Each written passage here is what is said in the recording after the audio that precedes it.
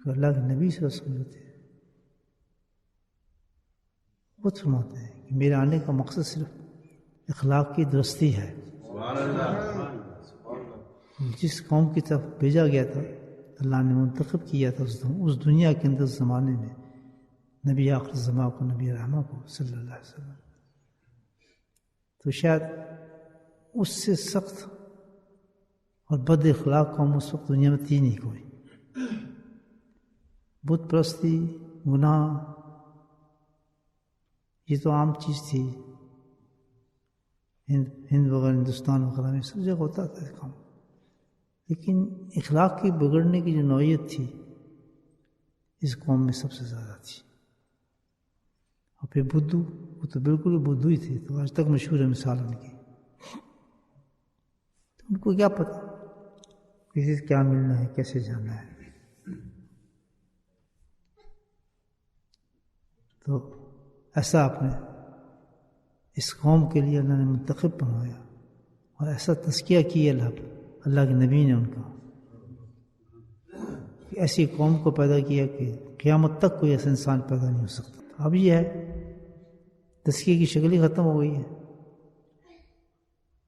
تزکیے کا معاملہ ہی ختم ہو گیا۔ اصلاح تو دین ہی نہیں ہے ہمارا، اصلاحی اخلاق جو ہے اس سے دین کا کوئی تعلق نہیں ہے، نہ ہم اس کو دین سمجھتے ہیں، نہ اس کی کوئی اہمیت ہے، نہ ہم اس کا پتہ ہے۔ جس کی اہمیت نہیں ہوتی اس کو سیکھتا کون ہے؟ جس کی اہمیت نہیں ہوتی اس کو کرتا کون ہے؟ اب ہمیں رمضان کی اہمیت کا پتہ ہی نہیں ہے، ہم رمضان کو گزار کیسے رہیں؟ جن لوگوں کو پتہ ہے اس کی اہمیت کا، ان سے پوچھیں رمضان ہوتا کیا ہے اور گزرتا کیسے ہے۔ یہ اہمیت بھی ہوتا ہے۔ جب تک کسی کا تقدس اور اہمیت آپ کے دل میں نہیں ہوگی، آپ اس سے فائدہ اٹھا ہی نہیں سکتے۔ انسان ہو، کوئی عمل ہو، کوئی کتاب پڑھ رہے ہوں، کوئی چیز بھی ہو آپ کے پاس، سب سے پہلی چیز ڈیمانڈ کرتی ہے کہ کیا سٹیٹس آپ کے دماغ میں اس چیز کا ہے۔ تو حقیقت یہ ہے کہ جب حقیقی مجالس ہوتی ہیں نا، جہاں پہ اللہ کا قرب نصیب ہوتا ہے، وہاں تعلق ڈیمانڈ سے ہوتا ہے، کہ اللہ والوں کو خود پہچانا جاتا ہے۔ اللہ خود نہیں بتائے گا میں اللہ والا ہوں، یاد رکھیں، پسند نہیں میری بات کہ اللہ والے کو خود پہچانا جاتا ہے۔ مطلب کیا کہ تیرے اندر جو ڈیمانڈ ہوگی اللہ کو پانے کی، تو وہ شخص تجھے ایک دم اللہ کا ولی نظر آئے گا۔ یہی کنواں ہے جہاں سے مجھے پیاس میری بجھ جائے گی، تجھے نظر آنا شروع ہو جائے گا، اس کی کشش نظر آنا، اس کا نور آنا شروع ہو جائے گا، آنکھیں چندانے لگیں گی۔ پھر ساتھ والے سے پوچھے گا یار تجھے کچھ محسوس ہو رہا ہے؟ اسے وہ جو ہوگا کھٹا دل، یار مجھے تو کچھ محسوس نہیں ہو رہا، یار میرا تو دل عجیب پھٹا جائے، نور سے بھر گیا میرا دل۔ تو کیونکہ اس کے پاس کیا ہے؟ ڈیمانڈ ہے، تو اس کو اس شخص کا نور نظر آ گیا، اس کی تجلیات دیکھ رہا ہے، یہ تو اللہ کا ولی ہے بھائی۔ اور یوں دوسرا ہے اس کی کراماتیں دیکھ رہا ہے، یار کوئی کرامات تو نظر نہیں آئی، کوئی خاص چیز تو ہمیں تو نظر نہیں ہے، یہاں پہ بات تو ہمیں کچھ ایسی نظر نہیں آئی۔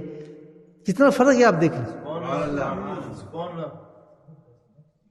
تو اللہ کے ولی کو پہچانا جاتا ہے، خود پہچانتا ہے آدمی، وہ اپنی پہچان خود کبھی نہیں کرائے گا۔ اس کو کیا ضرورت ہے دنیا میں اپنی پہچان کرائے؟ کیونکہ وہ اس نے تو اللہ کو پایا ہے صرف اللہ کے لیے، اس نے مخلوق کے لیے اللہ کو نہیں پایا کہ میں اللہ کو پاؤں تو پھر مخلوق میرے پیچھے چلے، میرے بستے اٹھائے، میری تعریفیں ہوئے، میرے نعرے لگے۔ اس نے نہیں اٹھائے، اس نے تو اللہ کو پایا اللہ کے لیے، اور پسند کرتا ہے کہ اس راز کو میں جانوں اور میرا اللہ جانے، اور کھلے یہ قبر میں، سڑکوں پہ نہ کھلے یہ راز کہ میں کیا تھا، مجھے کوئی نہ پہچانے۔ سبحان اللہ، عجیب بات ہے، مجھے کوئی نہ پہچانے، نہ پہچاننے کو پسند کرتا ہے۔ میرے حضرت رحمۃ اللہ نے ہمیشہ مجھے جتنی مکتوبات دیکھے اس میں یہ نصیحت ضرور فرمائی، اور آخری خط میں بھی آپ نے مجھے نصیحت فرمائی۔ یہ دو چیزیں ساتھ ہو نہیں سکتی، اور یہ سب سے بڑا دھوکہ ہے، یاد رکھیں۔ دنیا دنیا کی محبت اور اللہ کی محبت یہ کبھی ساتھ نہیں ہوتی، دل میں ایک محبت ہوگی. سن لو درویش، جس نے دیکھنا ہوگا نا کہ میں کامیاب ہو گیا اور میرا صحبت شیخ سے کامیاب ہوئی ہے، میرا ذکر کامیاب ہو گیا ہے، بالکل یہ نشانی ہے. حب دنیا جو ہے حب رب کے ساتھ چل نہیں سکتی، محبت نہیں چل سکتی. میں محبت کی بات کرتا ہوں، ضرورت دنیا کی نہیں، ضرورت دنیا کی نہیں. کس چھوڑ دیں آپ، کھانا چھوڑ دیں، پینا چھوڑ دیں، کام چھوڑ دیں، کاروبار نہیں، محبت چھوڑیں. در بدر پھرنا چھوڑیں، اس کے لیے ٹھوکریں کھانا چھوڑیں، مانگنا چھوڑیں، خوف چھوڑیں، ڈر چھوڑیں. حسبنا اللہ ونعم الوکیل کہتا ہے اس کا وعدہ اللہ نے کیا دے گا.